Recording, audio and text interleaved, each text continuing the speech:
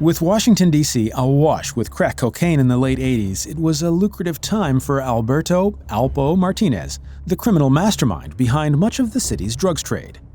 Of course, in order for Alpo to be successful in his criminal enterprises, he needed someone who was willing to carry out the most vicious and cold-blooded murders. Step forward, Wayne "Slick" Perry, a man who took murder in his stride. He provided Martinez's protection for many years until Alpo was arrested and gave Slick, by now a notorious name within the Metro Police Department, up in exchange for a lighter sentence. You might not recognize Andrei Lugovoy, but you'll definitely recognize his victim, Alexander Litvinenko, who died of acute polonium-210 poisoning in Britain in 2006.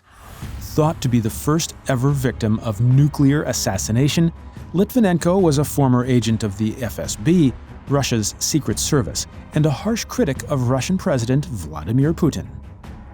It remains unclear exactly who hired Andrei Lugovoy, himself a former KGB agent, but Russia have consistently resisted British requests to extradite him to the UK, leading many to believe that he was working for the Putin administration. One of the few female assassins in history, Charlotte Corday was a Girondin sympathizer during the French Revolution, a group who had campaigned for the abolition of the monarchy but resisted the spiral of violence which the revolution descended into. On July 13, 1793, Corday visited the apartment of Jean-Paul Marat, one of the foremost figures in the Jacobin movement who had encouraged both the September massacres and the Reign of Terror.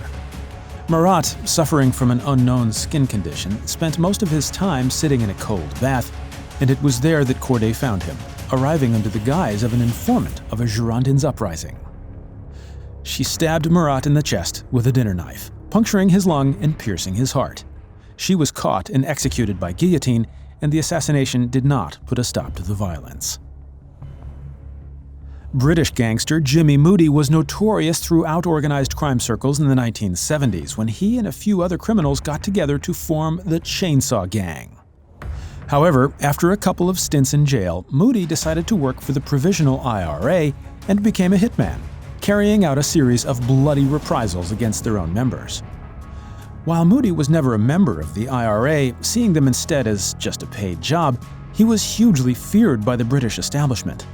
Upon his return to London in the late 1980s, a task force was put together by then Prime Minister Margaret Thatcher to stop him. In 1993, Moody was himself assassinated by an unknown assailant in a London pub. Benjamin Bugsy Siegel was an associate of iconic mobsters Lucky Luciano and Meyer Lansky and was that rare breed, a mob boss willing to get his hands dirty. He was responsible for the formation of the mob's infamous protection arm, Murder Incorporated, during the 1930s and helped to unite mob families across America. Not only was Bugsy a dangerous killer, he was also a criminal genius. Siegel himself fell victim to a contract hit in 1947 while staying with his girlfriend in California. Needless to say, the murder was never solved. In the heyday of the Mafia in the 1930s, there was a great deal of competition to see who the worst killer was, and Harry Strauss definitely ranks among their number. He was known for his signatures of either garroting people with a length of wire or even bludgeoning people to death with an ice pick. When the police finally cottoned on that it was Strauss who had bumped off more than 100 enemies of the organized crime families over the course of just 10 years, they moved against him and Murder Incorporated the group of mob enforcers to which he belonged. He was executed by electric chair at New York's Sing Sing prison in 1941. Implicated in more than 40 murders since the 1970s, Joseph Meldish was often employed by two of New York's notorious crime families, the Lucchese and Genovese, to take care of rats or enemies of the mob. His name struck fear into the hearts of criminals right across the city, but he was eventually arrested and imprisoned in 2011. Many jurors in his trial were so afraid that they asked to be excused, fearing for their lives.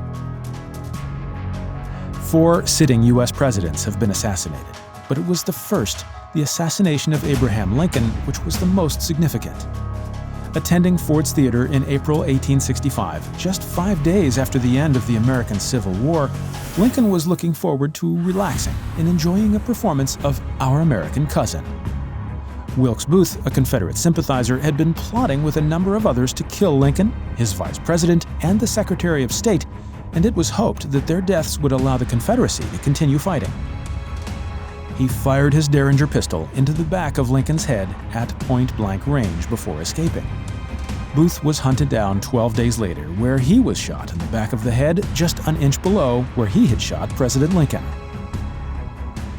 One of the most famous assassins in history, and in a way responsible for more than 17 million deaths, Gavrilo Princip was the member of the Serbian unification movement, the Black Hand, which shot Austrian Archduke Franz Ferdinand on a state visit to Sarajevo, Bosnia. The shot heard around the world, as it came to be known, sparked off a political crisis which led to the start of the First World War, one of the bloodiest conflicts in history. An associate of the Gambino crime family, Richard Kuklinski is one of the most notorious mob assassins of all time, and claims to have been responsible for the murder of more than 200 people. As an introduction to the family, Kuklinski was ordered to kill an innocent man completely at random. When he did just that, he quickly became the Gambino's #1 contract killer thanks to his multiple methods of shooting, strangulation, stabbing, and even poisoning. He often used cyanide, as it was difficult to detect in the toxicology tests of the time. Kuklinski was arrested in 1986 and died in the secure wing of St. Francis Medical Center in New Jersey. With the former hitman set to testify against Gambino underboss Sammy Gravano on charges of conspiracy to murder NYPD detective Peter Calabro, Kuklinski's death was ruled suspicious. Another assassin taken down by a hitman.